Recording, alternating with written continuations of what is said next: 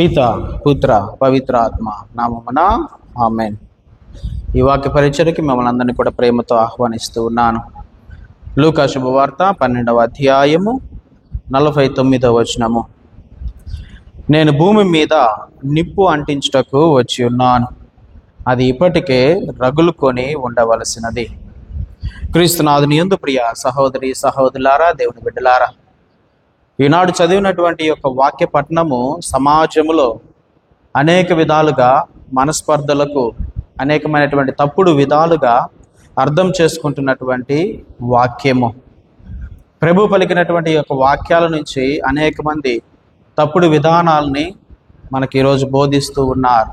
ఇతర మతస్థుల వారు కావచ్చు, ఇతర ప్రాంతాల వారు కావచ్చు. కానీ క్రీస్తు ప్రభు పలికినటువంటి యొక్క మాటల్లో నిగూఢమైనటువంటి సత్యాన్ని ఈరోజు మనందరం కూడా గ్రహించాల్సినటువంటి విషయం. అసలు యేసు ప్రభు నేను నిప్పును అంటించడానికి వచ్చాను అన్నటువంటి మాటల్లో ఉన్నటువంటి అంతరార్థము మనం గ్రహించినట్లయితే, బైబిల్ ప్రకారము లేదా దేవుని యొక్క వాక్యము ప్రకారము నిప్పు అనేది దేవుని యొక్క సాన్నిధ్యానికి నిదర్శనముగా ఉంటూ ఉన్నది.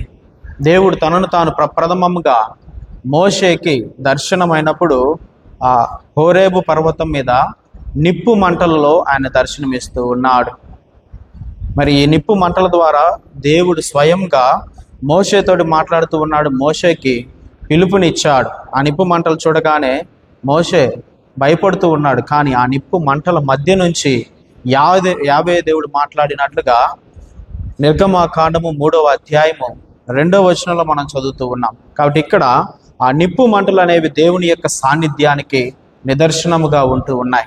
మరి నిర్గమకాండము 40వ అధ్యాయము 38వ వచనంలో మనం చూసినట్లయితే, దేవుడు ఇజ్రాయెల్ ప్రజల్ని 40 సంవత్సరాలు కూడా ఈ ఎడారి గుండా నడుపుతూ ఉన్నప్పుడు ఆయన పగలు మేఘస్తంభంలా ఉన్నాడు, రాత్రి అగ్ని స్తంభంలా ఆయన ప్రజలందరినీ కూడా నడుపుతూ ఉన్నాడు. మరి ఇక్కడ నిప్పు కూడా మనకి దేవుని యొక్క సాన్నిధ్యానికి నిదర్శనముగా మనకు కనిపిస్తూ ఉన్నది. మరి అదే రీతిగా అనేకమైనటువంటి వచనాల్లో కూడా మనం చూస్తూ ఉన్నాం. క్రీస్తు ప్రభు ఏ రీతిగా దేవాది దేవుడు తనను తాను ఈ యొక్క నిప్పు కణికల నుంచి, అగ్ని నుంచి తాను ప్రత్యక్షమవుతూ ఉన్నాడు, మేఘముల నుంచి తాను ప్రత్యక్షమవుతున్నాడు, మనందరం కూడా గ్రహిస్తూ ఉన్నాం. అదే రీతిగా 2వ రాజుల గ్రంథము 1వ అధ్యాయము 14వ వచనము 17వ వచనాల్లో కూడా మనం చూస్తూ ఉన్నాం. ఏ రీతిగా అయితే దేవుడు ఆ మేఘ రథముల నుంచి ఒక అగ్ని రథములుగా ఆయన వారికి దర్శనం ఇస్తున్నటువంటి విషయాల్ని మనం చూస్తూ ఉన్నాం. మరి సొలొమోను రాజు నూతన దేవాలయాన్ని నిర్మించి, యెరూషలేము దేవాలయాన్ని నిర్మించి ఆ యొక్క మందసమును దేవాలయంలో ఉంచగానే ఆ దేవాలయం మీదకి దేవుడు మేఘంలో ఉన్నటువంటి అగ్నిని ఆ యొక్క దేవాలయం మీదకి తీసుకొని రావడం కూడా మనం చూస్తూ ఉన్నాం. కాబట్టి ఇవన్నీ కూడా మనం చూసినప్పుడు దేవుడు తనను తాను ఈ యొక్క నిప్పు నుంచి లేదా అగ్ని నుంచి తను ప్రదర్శితమవుతూ ఉన్నాడు మనందరికీ కూడా. కాబట్టి ఈ యొక్క అగ్ని అనేది దేవుని యొక్క సాన్నిధ్యానికి నిదర్శనముగా ఉంటుంది, దేవుని యొక్క రక్షణ సాన్నిధ్యానికి నిదర్శనముగా ఉంటుంది. దేవుడు తన యొక్క కృపను లేదా తన యొక్క ప్రత్యక్షతను ఈ యొక్క అగ్ని నుంచి మనందరికీ కూడా తెలియచేస్తూ ఉన్నాడు. మరి నూతన నిబంధనలో కూడా మనం చూస్తూ ఉన్నాం, ఈ యొక్క అగ్ని రగులుకోవాల్సింది అని ప్రభు పలికినటువంటి మాట ఈ పెంతెకోస్తు పండుగ రోజు అపోస్తుల మీదకి ఎప్పుడైతే అగ్ని నాలుకల వలె పరిశుద్ధాత్మ దేవుడు వేంచేసి వచ్చాడో అక్కడ అది సంపూర్ణమవుతూ ఉన్నది. క్రీస్తు ప్రభు పలికినటువంటి మాటలు ఆ యొక్క పెంతెకోస్తు రోజు అగ్ని నాలుకల వలె పరిశుద్ధాత్మ దేవుడు వాళ్ళందరినీ కూడా దహించి వేశారు. వాళ్ళందరూ కూడా అనేకమైనటువంటి భాషల్లో మాట్లాడటం ప్రారంభించారు. అప్పుడు ప్రారంభమైనటువంటి ఈ యొక్క అగ్ని రగులుకోవటము నేడు ప్రపంచమంతటా కూడా ఏ రీతిగా పరిశుద్ధాత్మ దేవుడు తన యొక్క పనిని కొనసాగిస్తూ ఉన్నాడో, అనేక మందిని తన యొక్క అగ్నితోటి కాల్చివేస్తూ ప్రభునిలోనికి నడిపిస్తూ ఉన్నాడో మనందరం కూడా చూస్తూ ఉన్నాం ప్రియ సహోదరి సహోదరులారా. కాబట్టి ఈ యొక్క అగ్ని గురించే క్రీస్తు ప్రభు మాట్లాడుతూ ఉన్నాడు. అది ఇప్పటికే రగులుకొని ఉండవలసింది, కానీ అది ఇంకా జరగలేదంటే అది జరగవలసినటువంటి సమయం ఉన్నది. అదే ఆ పెంతెకోస్తు పండుగ రోజు జరిగినటువంటి సన్నివేశం ప్రియ దేవుని బిడ్డలారా. మరి తర్వాత వచనాల్లో కూడా మనం చూసినట్లయితే, నేను ఈ లోకమునకు వచ్చింది శాంతిని నెలకొల్పడానికని మీరు భావించవద్దు. నేను వచ్చింది విభేదాలు కల్పించడానికి. ఈ మాటలు కూడా ప్రభు పలికినప్పుడు అనేక మంది మనుషులలో ఒక రకమైనటువంటి తప్పుడు ఆలోచనలు వస్తూ ఉన్నాయి. ఏంటి ప్రభు ఈ రీతిగా మాట్లాడుతూ ఉన్నాడు, ఆయన విభేదాలు తీసుకొని వచ్చాడా, శాంతిని నెలకొల్పడానికి రాలేదా అన్నటువంటి ఆలోచన అనేక మందిలో వస్తుంది. కానీ ప్రభు ఏ విషయం గురించి ఇక్కడ మాట్లాడుతూ ఉన్నాడు అని మనం ఆలోచన చేసినట్లయితే, రమారమి ఒక 6-7 సంవత్సరాల క్రితము జరిగినటువంటి ఒక సంఘటన మన సింగరాయకొండ ప్రాంతంలో దేవాలం పల్లెపాలెంలో అనేటువంటి ఒక చిన్న గ్రామంలో జరిగినటువంటి సంఘటన. అనేకమైనటువంటి సంవత్సరాల నుంచి ఆ హైందవులుగానే ఉన్నారు, కానీ నిజమైనటువంటి దేవుని గుర్తెరిగి ఆ క్రీస్తునిలోనికి వాళ్ళు అడుగుపెట్టారు. అడుగుపెట్టిన తర్వాత ఆ గృహంలో వారు నిత్యం కూడా ప్రార్థన చేస్తూ ఉన్నారు. కానీ వారికంటూ ఒక ప్రత్యేకమైనటువంటి ప్రార్థనా స్థలము కావాలి అని తలంచి వారి ఇంటి పక్కనే ఉన్నటువంటి ఒక చిన్నపాటి స్థలంలో ఒక చిన్నపాటి రేకుల షెడ్ని ఏర్పాటు చేసుకొని అక్కడ వాళ్ళు ప్రార్థనలు చేసుకోవడం ప్రారంభించారు. వీరిని చూసినటువంటి కొంతమంది చుట్టుపక్కల వారు కూడా ఒక 2-3 కుటుంబాలు కూడా వారితో పాటు చేరి ప్రార్థన చేయటము మొదలుపెట్టారు. ఇది గమనించినటువంటి ఆ ఊరి వారందరూ కూడా ఈ కుటుంబీకులను, ఎవరైతే ఆ మందిరాన్ని నిర్మించారో వారందరినీ కూడా ఆ ఊరి నుంచి బహిష్కరించారు, వెలివేశారు. వాళ్ళ సొంత వారే, తమ అనుకున్న వాళ్ళే, తమ బంధువులే, తమ ఇంటి పేరిట వాళ్ళే, తమ జాతి వారే, తమ ప్రాంతం వారే, వారందరినీ కూడా వెలివేసినటువంటి సంఘటన మనం చూస్తూ ఉన్నాం. అది అప్పుడు జరిగింది. నేటికి కూడా మనం ఇటువంటి సన్నివేశాలు అనేకం చూస్తూ ఉన్నాం.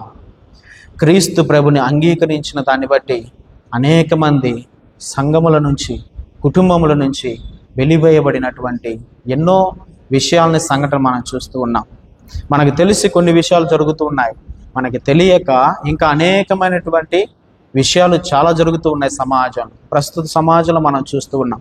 క్రీస్తు ప్రభుని అంగీకరించినందుకు ఏ రీతిగా సమాజం నుంచి వెలివేయబడుతూ ఉన్నారు, బహిష్కరించబడుతూ ఉన్నారు, కుటుంబాల నుంచి కూడా వెలివేయబడుతున్నటువంటి సన్నివేశాలు మనం చూస్తూ ఉన్నాం. అదే ప్రభు ముందుగానే మనల్ని హెచ్చరించి ఉన్నాడు. నన్ను ఎప్పుడైతే మీరు విశ్వసిస్తారో, నా మార్గంలోకి ఎప్పుడైతే మీరు వస్తారో, నన్ను విశ్వసించడాన్ని బట్టి మీ కుటుంబాల్లో కలహాలు మొదలవుతాయి, మీ యొక్క సమాజంలో కలహాలు మొదలవుతాయి, మిమ్మల్ని అధికారుల దగ్గరికి ఈడ్చుకొని వెళ్తారు, న్యాయస్థానం ముందు నిలబెడతారు అన్నటువంటి అనేకమైనటువంటి విషయాలు క్రీస్తు ప్రభు మనకు ముందుగానే హెచ్చరికగా ఇచ్చి ఉన్నాడు.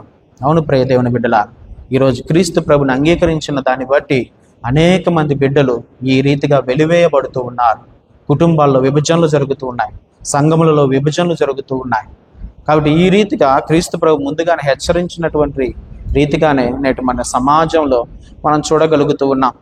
మరి మనం చూసినట్లయితే పునీత ఫ్రాన్సిస్ ఆఫ్ అసిసి గారు ఎందుకు తన యొక్క కుటుంబం నుంచి దూరముగా చేయబడ్డాడు అంటే, ప్రధానమైనటువంటి కారణము క్రీస్తు ప్రభుని అంగీకరించడం. నేను క్రీస్తు ప్రభు అనుసరుడిగా జీవిస్తాను, ఒక సన్యాసిగా నేను జీవిస్తాను అని చెప్పేసి తన యొక్క తండ్రితోటి మాట్లాడినటువంటి రీతిని బట్టి ఆ తండ్రి ఫ్రాన్సిస్ గారిని కుటుంబం నుంచి బయటకు వెలివేశాడండి. సొంత తండ్రి కుమారుని వెలివేశాడు. ఎంత రీతిగా ఆయన వెలివేశాడంటే, ఆ చివరి క్షణాలలో ఇదిగో నీవు ధరిస్తున్నటువంటి ఈ వస్త్రములు కూడా నావే అని ఆ తండ్రి పలికినప్పుడు ఆ వస్త్రాన్ని సహితము యవ్వన ప్రాయంలో ఉన్నటువంటి యువకుడు ఫ్రాన్సిస్ గారు తన పై వస్త్రములను కూడా అక్కడే వదిలేసి నేను క్రీస్తు ప్రభుని వెంబడిస్తాను అని చెప్పేసి అక్కడి నుంచి ఆయన వెళ్ళిపోతూ ఉన్నాడు క్రీస్తుని మార్గంలో నడవడానికి. కాబట్టి క్రీస్తు ప్రభుని సంపూర్ణంగా అంగీకరించినందుకు తాను ఆ కుటుంబంకు దూరం అయిపోయాడు, అంటే తండ్రి నుంచి బిడ్డ వేరైపోయాడు. అందుకే ప్రభు చాలా క్లియర్గా తెలియచేస్తున్నాడు, తండ్రి కుమారుని ఎదిరిస్తాడు, కుమారుడు తండ్రిని ఎదిరిస్తాడు. ఈ రీతిగా కుటుంబంలో కలహాలు మొదలవుతాయి అని చెప్పేసి ఏ రీతిగా అయితే పరిశుద్ధ వాక్యం ద్వారా ప్రభు పలికి ఉన్నాడు, ఇటువంటి కలహాలు నేడు మనం అనేకం చూస్తూ ఉన్నాం.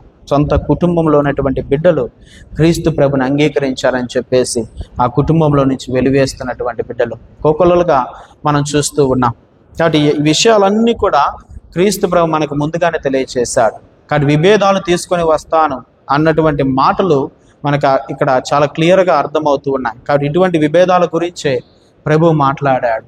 ఎవరైతే ఆయనను అంగీకరిస్తారో దానిని బట్టి విభేదాలు మొదలవుతాయి, నిన్ను దూరం చేస్తారు, నిన్ను బయటికి గెంటి వేస్తారు. అయినను ప్రభుని యందు నమ్మకము కోల్పోవద్దు. కాబట్టి క్రీస్తు ప్రభుని యొక్క విభేదము అసత్యము నుంచి సత్యమును ఆయన వేరు చేస్తాడు, చీకటి నుంచి వెలుగును ఆయన వేరు చేస్తాడు, అన్యాయం నుంచి న్యాయమును ఆయన వేరు చేస్తాడు. కాబట్టి చీకటిలో ఉన్నటువంటి మనుషులందరికీ కూడా వెలుగును ప్రసాదించేటువంటి దేవుడు, అసత్యంలో ఉన్నటువంటి వారందరికీ కూడా సత్యమును తెలియచేసేటువంటి దేవుడు. కాబట్టి ఎవరైతే సత్యమును ఎరుగుతారో, సత్యమును గ్రహిస్తారో, ఇంకా వారు అసత్యంలో ఉండటానికి శ్రద్ధ చూపించరు.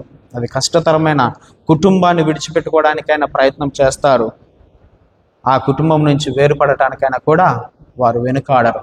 కాబట్టి ఇటువంటి సన్నివేశాలు మనం అనేకం చూస్తూ ఉన్నాం.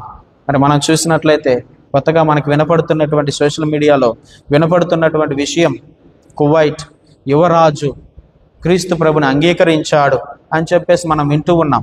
ఆయన క్రీస్తు ప్రభుని అంగీకరించానన్నట్టు ప్రకటించడం మాత్రమే కాదు, ఈ ప్రభుని అంగీకరించిన దాన్ని బట్టి నేను మరణించడానికి కూడా సిద్ధమే, కానీ నన్ను చంపివేస్తారు, నేను చంపివేయబడినప్పటికీ కూడా నేను పరలోక రాజ్యంలో క్రీస్తు ప్రభుని ముఖాముఖి దర్శిస్తాను, ఆయన సన్నిధిలో నేను సర్వదా ఆయనతో పాటు ఉంటాను అని చెప్పేసి ఆ యువరాజు ప్రకటించడం మనం చూస్తూ ఉన్నాం. కాబట్టి క్రీస్తు ప్రభుని అంగీకరించిన దాన్ని బట్టి ఈరోజు అనేక మంది ఈ రీతిగా చంపివేయబడుతూ ఉన్నారు, బహిష్కరించబడుతున్నారు, వెలివేయబడుతున్నారు. కుటుంబాల్లో ఈ రకమైనటువంటి విడిపింపులు, విభేదాలు మొదలవటం మనం చూస్తూ ఉన్నాం. సొంత కుమారుల్ని బయటికి తరిమేసినటువంటి వారు సొంత తల్లిదండ్రుల్ని బయటికి తిరస్కరించబడుతూ ఉన్నారు. కావున ప్రేమైన సహోదరి సహోదరులారా, క్రీస్తు ప్రభువుని అనుసరిస్తున్న మనము వీటన్నిటిని ఎదుర్కొంటామని ప్రభువు ముందే తెలియజేస్తూ ఉన్నాడు. మరి వాటన్నిటికీ మనమందరం కూడా సిద్ధపడి ఉన్నామా లేదా అని చెప్పి ఒకసారి ఆత్మ పరిశీలన చేసుకుందాం. ఒకవేళ ఆ విధంగా మనం చేయనట్లయితే, ఆ విధంగా మనం సిద్ధంగా లేనట్లయితే ఇప్పటి నుంచి మనం ఆ విధంగా ఉండుటకు కావలసిన శక్తిని దయచేయమని ఆ ప్రభుని ప్రార్థించుదాము.